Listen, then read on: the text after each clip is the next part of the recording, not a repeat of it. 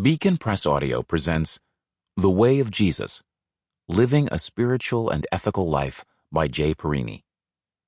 This audiobook is narrated by Butler. Published by Beacon Press Audio, 2018. For Devon, who has walked beside me on the way. Preface. This book follows from an earlier one, Jesus, the Human Face of God, 2013.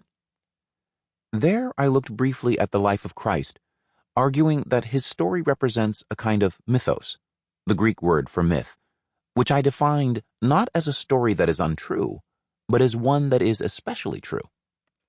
What interested me were the symbolic contours of his life, his example of suffering and rebirth, and his remarkable teachings, which have been hugely influential. They have changed the lives of billions of people over 2 millennia, including my own.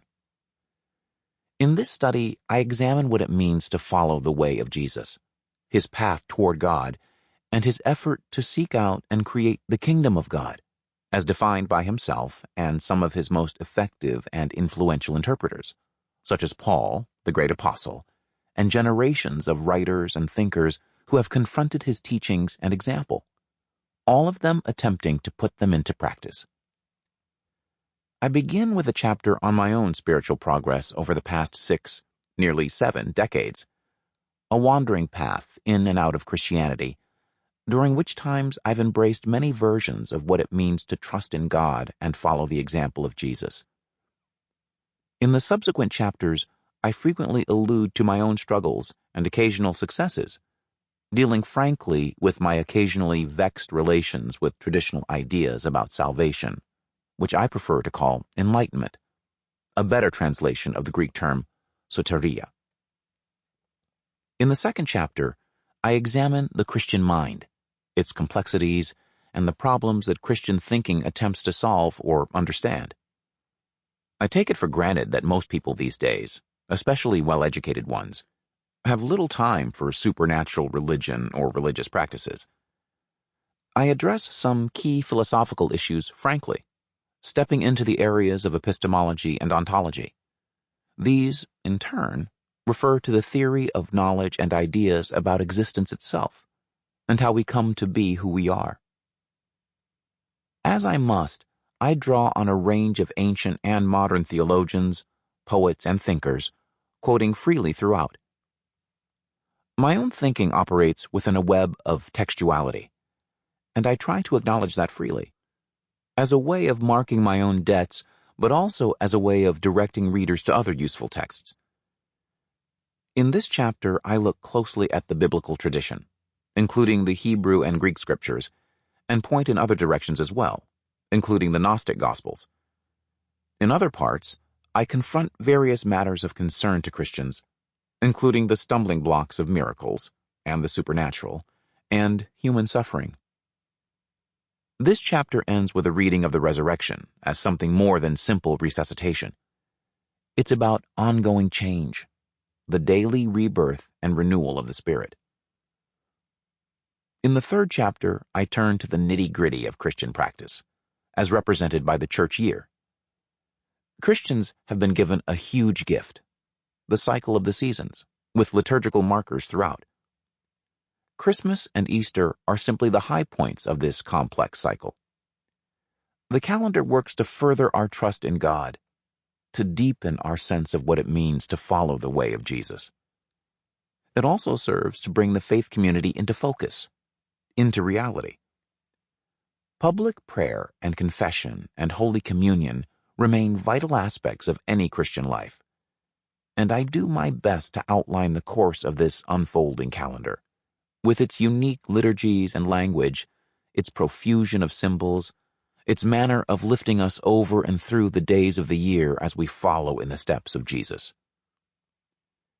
In the final main chapter, I use T.S. Eliot's classic collection of poems, 4 quartets, as a guide to Christian living. These 4 poems, which are in each case a sequence of connected poems, draw heavily on the language of Christianity while bringing into play insights from Hinduism and Buddhism as well. Eliot was a remarkable man, and his profound thinking about the work of the Spirit in the life of the active mind is for me exemplary, infinitely suggestive.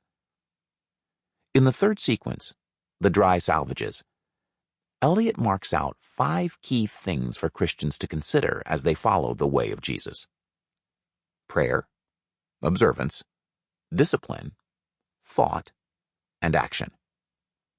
I consider each of these in turn, with personal reflections on their importance as signposts along the way. Eliot's sense of eternity as here, now, always strikes me as a perfect description of salvation. His approach, in its modesty and profundity, remains part of my life, and I reread this sequence of poems often. This isn't a work of evangelism. It's an attempt to understand what Jesus really meant, his effort to put love first and foremost in our daily lives, and to describe my own efforts to follow his example. My hope is that this book will prove helpful to others who struggle, as I do, with some of the basic questions about human existence, its limits and sadness, its possibilities for awareness and understanding, its undeniable glories, believing firmly that in Jesus all things are possible. Mark chapter 10, verse 27. 1. Journeying by faith. The eye is the first circle. The horizon which it forms is the second. And throughout nature, this primary figure is repeated without end. It is the highest emblem in the cipher of the world. St. Augustine described the nature of God as a circle whose center was everywhere, and its circumference nowhere. We are all our lifetime reading the copious sense of this first of forms. Ralph Waldo Emerson, Circles. I often think of my own faith journey, or journeys, as a zigzag path over many decades, with numerous periods of drought, stretches of complete indifference and alienation from God, when I felt the brown cracked earth under my feet. The journey was never easy, and it remains just as torturous after many decades, although it helps to have some experience with spiritual trekking itself. Of course, there were exhilarating times at every point, oases of connection, with a sense of being part and parcel of a larger spirit that holds me and everyone in loving embrace. These are the times St. Paul refers to in 1 Corinthians chapter 15, verse 28. Occasions when we sink into the experience of unity with God, atonement, deeply and completely, until God becomes all in all. This is salvation, that healing motion of the soul, and the destination we seek. I remember so vividly reading in Emerson's journals as a young man. He wrote that the highest revelation is that God is in every man, and I underlined this passage several times, with exclamation marks in the margins. Yes, I thought, God is here, inside me, inside everyone.